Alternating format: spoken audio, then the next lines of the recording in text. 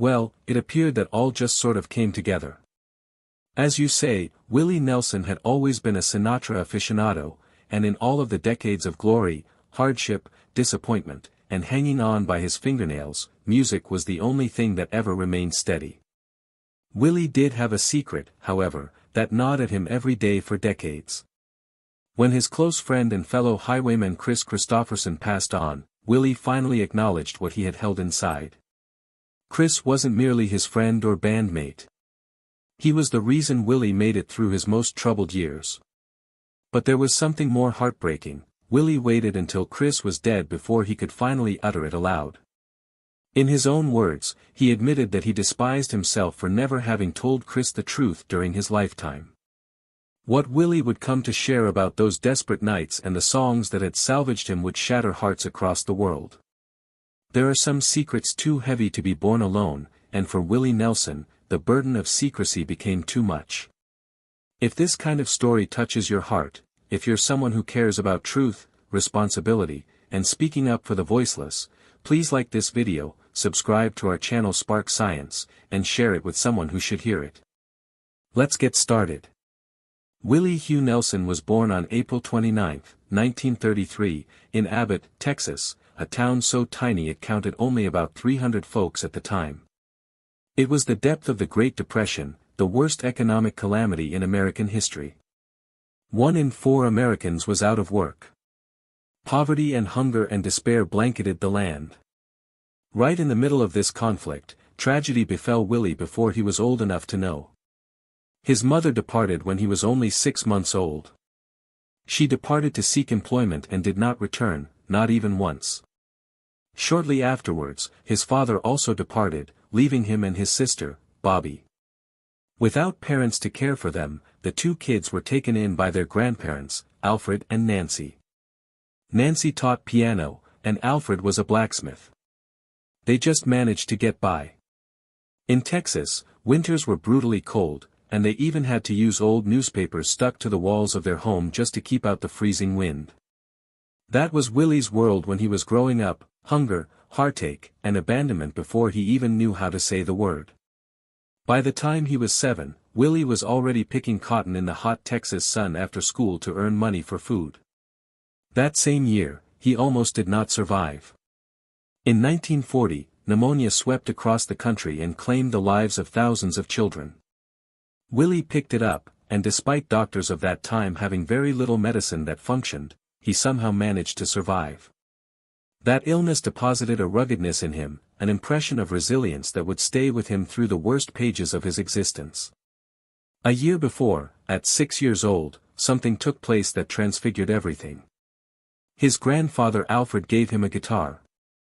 It wasn't sleek, it was a shabby, inexpensive instrument that they could hardly afford, but the instant Willie picked it up, something clicked.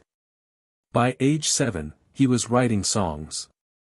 His first was likely a small gospel song, something easy, not the refined, pretty paper, that arrived many years later in 1963. But even then, music was his source of sustenance. By the time he was 10, Willie was gigging in local taverns, making more than grown men picking cotton from dawn till dusk. This small boy in baggy overalls was a musical child genius. But at home, life was strict and involved. His grandmother, Nancy, was a devout woman. She attended the Methodist Church of Abbott, a church that had been established since 1899. She did not allow dancing, deeming it to be a sin. Each Sunday, Willie sang in the choir and was as good as a church boy could look. But on the sly, he was stealing beers and smoking cigarettes, afraid that his grandmother's hot hellfire sermons would get the best of him someday. While she prayed, he tuned into Bob Wills and his Texas Playboys on the radio, music she would have deemed the devil's work. In a turn of events many years after, Willie purchased the very same Abbott church to prevent it from closing down.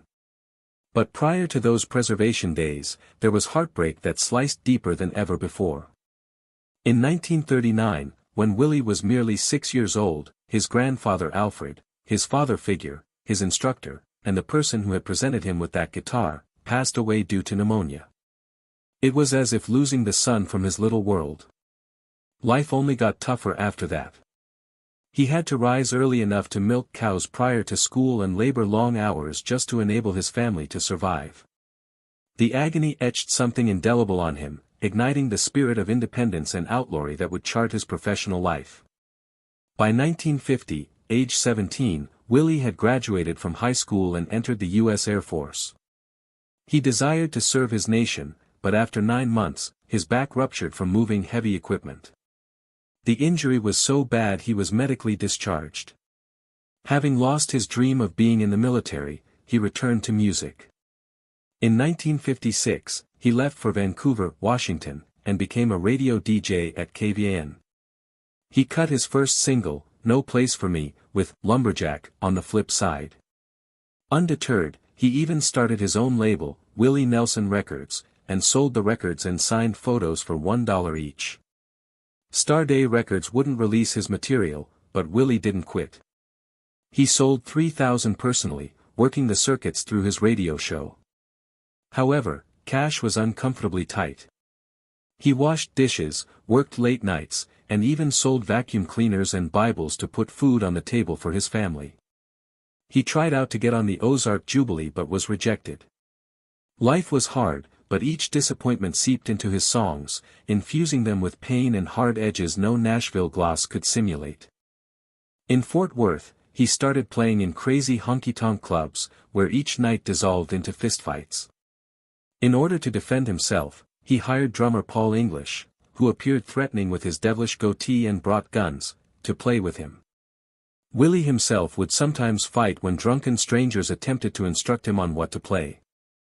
But those evenings toughened him up, taught him how to control a crowd and how to make it in an industry that consumed the weak. And then there was the day that crushed his heart but altered his course. In 1959, penniless and on the verge of eviction, he sold a tune titled Family Bible for $50. It was a huge hit for another performer. At about the same time, he sold Nightlife for $150, a song that would bring millions later to others. He learned the toughest lesson of his life: always retain your songs. That lesson would ultimately make him rich and self-sufficient. By 1960, Willie was in Nashville. He was almost 30 years old, penniless, and sometimes slept in his automobile. One night, on a snow night, he parked his car and slept in the snow, prepared to quit and die. A friend rescued him just in time. Shortly afterward, songwriter Harlan Howard listened to his songs at Tootsie's Orchid Lounge and persuaded Pamper Music to sign Willie for $50 a week. That check paid for his survival. In 1961, he penned Crazy for Patsy Cline. She despised it at first, but when she performed it, it was her biggest single and a crossover anthem. The recording solidified Willie's fame, but the paydays went largely into the record label's coffers. This betrayal fueled his disdain for Nashville's stiff system. He desired control, autonomy, and truth in his music, and Nashville craved homogeny. By the 1970s, disillusioned with the industry, he made the move back to Texas, where he fell into the counterculture of Austin. Hippies, cowboys, and outlaws congregated at clubs such as the Armadillo World Headquarters, and Willie fit in instantly. He wrote the lyrics to Shotgun Willie in 1973 on a box of sanitary pads in a hotel bathroom. The album that resulted bombed nationally but was a hometown Austin hit. Outlaw Country was born. 2 years later, on a $4,000 budget, he recorded Red-Headed Stranger. The record company loathed it and characterized it as a bunch of demos, but Willie would not let them change anything. The album went multi-platinum, and Blue Eyes Crying in the Rain, his first #1 single and first Grammy. He had defeated the Nashville machine on his own terms. After that, Willie's own history turned to both success and tragedy: outlaw country fame with Waylon Jennings, run-ins with the law, collapsing lungs, IRS scandals, and personal tragedies, including suicide by his son Billy in 1991. He reinvented himself time and time again, playing roles in movies like The Electric Horseman, co-founding Farm Aid with Neil Young and John Mellencamp, recording everything from jazz standards to rap tracks with Snoop Dogg, and taking home Grammys into his 80s. Alongside it all, his wife Annie D'Angelo was with him, assisting him in quitting drinking and overcoming close calls for death, including a harrowing case of COVID-19 at the age of 89. There was, however, Kris Kristofferson behind all the survival. When they first met as outsiders in Nashville, Willie saw something in Kris. In 1971, Willie sang Kris's song Me and Bobby McGee. In 1979, he recorded a whole album of Kristofferson's work. They co-starred together in Songwriter in 1984, speaking the truth about their hardships in fiction. With Johnny Cash and Waylon Jennings, they created the Highwaymen in 1985, a group that dominated the charts. Willie always credited Kris with making him courageous enough to be different. When Kris started losing his memory in 2009, the doctors believed that it was dementia. Years went by, and they found out it was Lyme disease. Kris recovered with treatment, and Willie never gave up on him, traveling to Hawaii, motivating him, and singing with him even when Kris could hardly remember the lyrics. But in September 2024, Kris Kristofferson passed away. For Willie, who had already lost Waylon in 2002 and Johnny Cash in 2003, this was the final blow. He was the last highwayman standing. In subsequent interviews, his sorrow overflowed. "I hated to lose him," Willie confessed, the words plain but weighed with a lifetime of unuttered love and respect. He revealed something he had never uttered before: Kristofferson's music had rescued him. "Sunday morning coming down, for the good times, help me make it through the night, me and Bobby McGee," these were his salvation when he thought he could not continue. He referred to Kris as the best writer who ever lived, but too late. Willie confessed that he despised himself for never letting Kris know all those things while he was alive. At the end of 6 decades of music, after a life of poverty, outlaw heroism, IRS fiascos, lung collapses, family loss, charity victories, Grammys, and reinventions, Willie Nelson was still lugging around regrets. The hardest outlaw of them all remained, in essence, a man who had lost too many and spoke too little when it really counted. That is the tale of Willie Nelson, the Abbott boy who weathered abandonment, the outlaw who sabotaged Nashville, the icon who duet with Snoop Dogg, the survivor who lived to see nearly everyone else die off, and the man who finally acknowledged that Kris